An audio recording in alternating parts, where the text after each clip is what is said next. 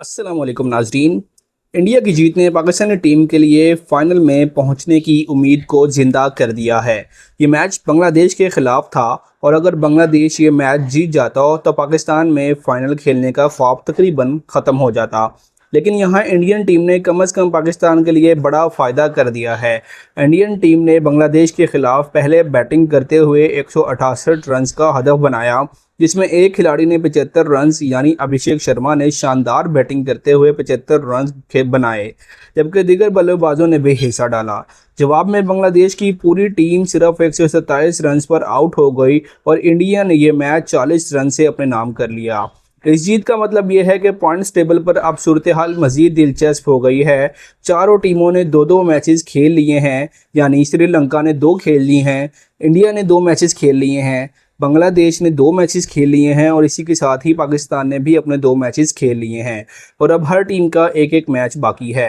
सबसे पहले श्रीलंका का जिक्र करें तो उन्होंने पहले मैच में बांग्लादेश को तकरीबन 170 रन डिफेंड करने की कोशिश की लेकिन हार गए।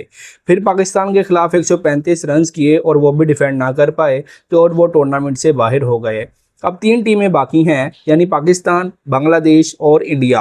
आज का बांग्लादेश मुकाबला इंडिया मैच अगर बांग्लादेश जीत जाता तो पाकिस्तान के फाइनल खेलने के चांसेस तकरीबन 0 हो जाते, क्योंकि बांग्लादेश पहले ही श्रीलंका को शिकस्त दे चुका है और अगर वो आज इंडिया को भी हरा देता तो फिर पाकिस्तान के लिए बांग्लादेश को शिकस्त देने के बावजूद फाइनल में पहुंचना मुश्किल हो जाता।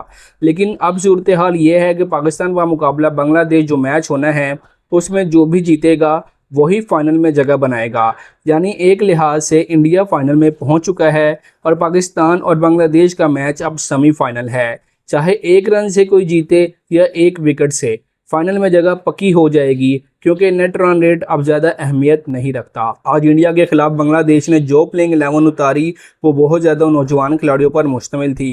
बांग्लादेश को अंदाज़ा था कि इंडिया के खिलाफ जीतना मुश्किल है और 24 घंटे के अंदर उन्होंने 2 मैचेस खेले। उनके प्लेयर्स काफ़ी ज़्यादा थके हुए थे, सख्त गर्मी, हबस और हीट की वजह से इनके खिलाड़ियों की तवानाई कम थी, इसलिए उन्होंने इंडिया के खिलाफ कमज़ोर टीम मैदान में उतारी और अपने मेन प्लेयर्स को आराम दिया ताकि पाकिस्तान के खिलाफ पूरी ताकत से मैदान में उतरें।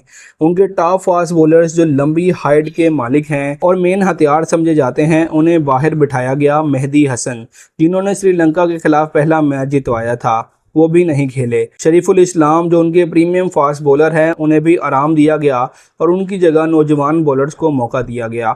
ये दरअसल एक सोची समझी हिकमत अमली थी कि पाकिस्तान के खिलाफ कल मेन टीम उतारी जाए ताकि इस मैच को जीतकर फाइनल में जगह बनाई जा सके।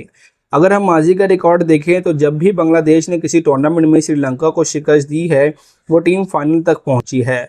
2012, 2014 और 2016 में यही हुआ था। इसलिए बांग्लादेश का प्लान वाज़िह है कि वो पाकिस्तान के ख़िलाफ़ मुकम्मल टीम उतारेंगे और जीत की भरपूर कोशिश करेंगे ताकि फ़ाइनल में पहुंच सके। पाकिस्तान और बांग्लादेश के दरमियान ये मैच 26 सितंबर को होना है और इस मैच की अहमियत फ़ाइनल जितनी ही है। जो भी टीम 1 रन से या 1 विकेट से भी जीतेगी वो बराह रास्त इंडिया के ख़िलाफ़ 28 सितंबर को फ़ाइनल खेलेगी। इसलिए शायकीन की नज़रें अब इसी मैच पर हैं कि कौन सी टीम इंडिया के खिलाफ बड़े मुकाबले के लिए जगह बनाती है। नाज़रीन, आपका क्या ख्याल है? क्या जो बांग्लादेश प्लानिंग कर रहा है अपने मोस्ट सीनियर प्लेयर्स को आराम देकर कि पाकिस्तान के खिलाफ एक भरपूर टीम उतारी जाए, क्या वो इस हिकमत अमली में कामयाब हो पाएंगे या क्या पाकिस्तान बांग्लादेश को शिकस्त देकर इंडिया के खिलाफ फाइनल में पहुंच जाएगा? अपनी कीमती राय आप कमेंट सेक्शन में ज़रूर दीजिएगा। मिलते हैं अगली वीडियो।